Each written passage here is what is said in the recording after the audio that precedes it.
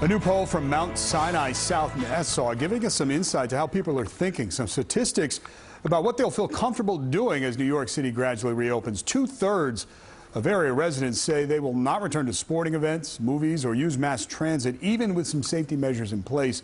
And only 45% of those surveyed say they would get a COVID-19 vaccine if one were to become available. Now, the protests around the country over George Floyd's death may have an unintended consequence. There are many health experts who fear the large gatherings and the lack of social distancing could cause a spike in COVID-19 infections. News 4's Ida Siegel talked to some experts about those concerns today.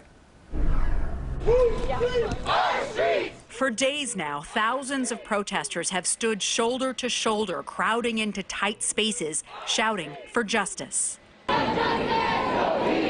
But this cry to be heard is also the opposite of what health officials have been advising in order to curb the spread of COVID-19, less than a week before the city is scheduled for phase 1 reopening.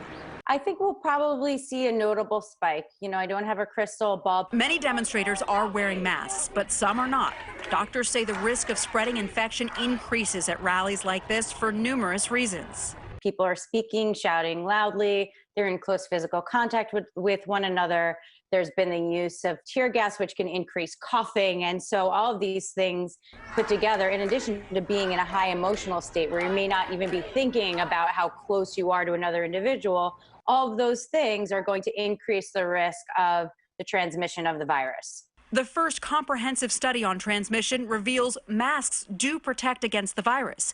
If you have one on, the risk of infection is 3%. If you don't, it rises to about 17%.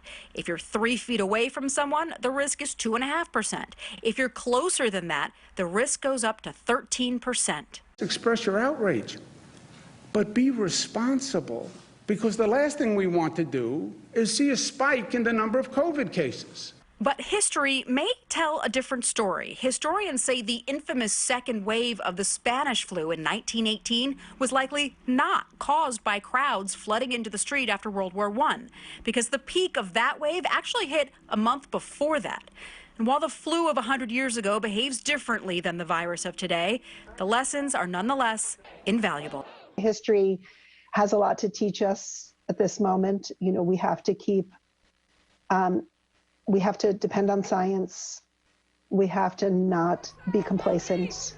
Ida Siegel, News 4, New York.